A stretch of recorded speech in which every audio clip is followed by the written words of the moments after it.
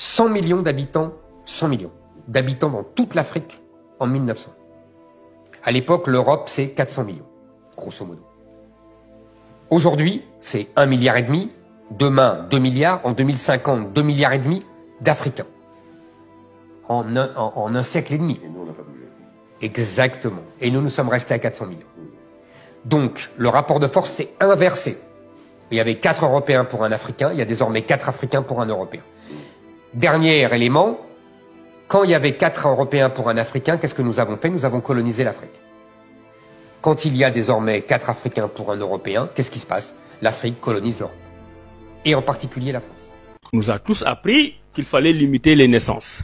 Mais on nous a jamais dit pourquoi il fallait limiter les naissances. Et vous voyez que ce débat revient de plus en plus. Moi, je vous dis, du haut de toutes les grandes études que j'ai faites, et après avoir vécu 22 ans en Europe, en Suisse notamment, que l'Afrique est un continent sous-peuplé.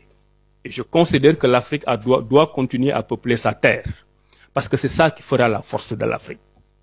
Quand un soi-disant intellectuel le dit, ça peut paraître suspect. Parce que on a l'impression de sortir du moule. Mais justement, on nous a mis dans un moule qui ne convient pas à nos besoins de développement. Moi, jeune, je me demandais toujours, mais pourquoi les Européens ont réussi à nous coloniser? Parce que bon, on voit toujours l'Afrique. C'est des grandes surfaces, on voit toujours beaucoup de population. Et on pouvait se dire, mais comment ces gens-là peuvent faire 3 000, 4 000, 5 000 kilomètres venir en minorité et nous développer? Bon, il y a une dimension qui ne sort pas dans nos livres d'histoire. Mais en 1900, il y a un siècle, en Afrique, on était 140 millions. Que 140 millions. C'est presque la moitié de la population du Nigeria actuellement. Et c'est toute l'Afrique. On n'était que 140 millions. Et en 1900, la toute petite Europe était à 420 millions d'habitants. Ça, il faut le raconter à vos enfants pour qu'ils comprennent que c'est pas parce qu'on était faible et paresseux.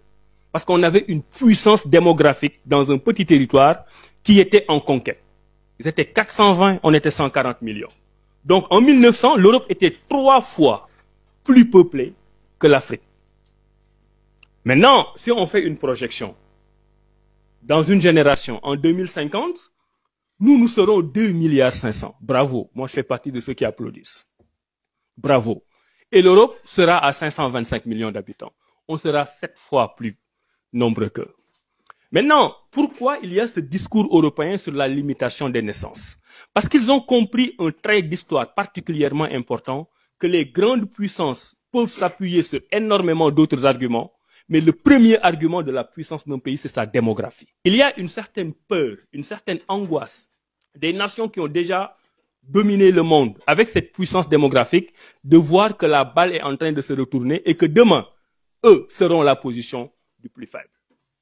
Donc l'Afrique, si on prend, bon, j'aurais pu prendre le temps de le dire, si on regarde les densités de population en Afrique, nous sommes encore en deçà de la moyenne.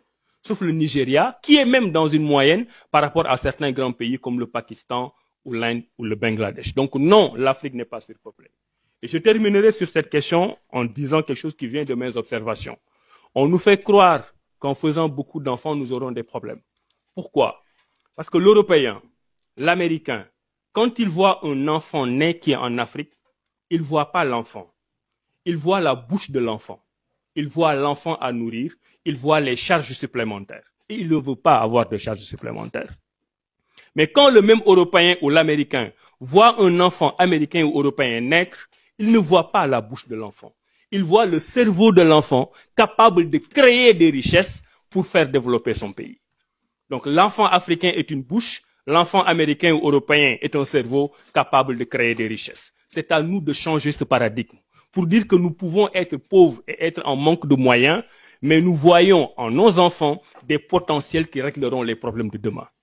Et l'Europe et l'Amérique ont peur de tous ces éléments. Donc c'est à nous de réorganiser le paradigme. Maintenant, la question de faire le nombre d'enfants, c'est une question personnelle, mais dans nos politiques de population, dans nos politiques de développement, nous devons tenir compte du fait que la puissance démographique vous donne une puissance dans le monde d'aujourd'hui. D'ailleurs, si vous prenez les critères de classification des pays dans le monde, avec les pays développés, les pays en développement, les pays les moins avancés, ce sont des pays comme le Sénégal, qui sont relativement pauvres.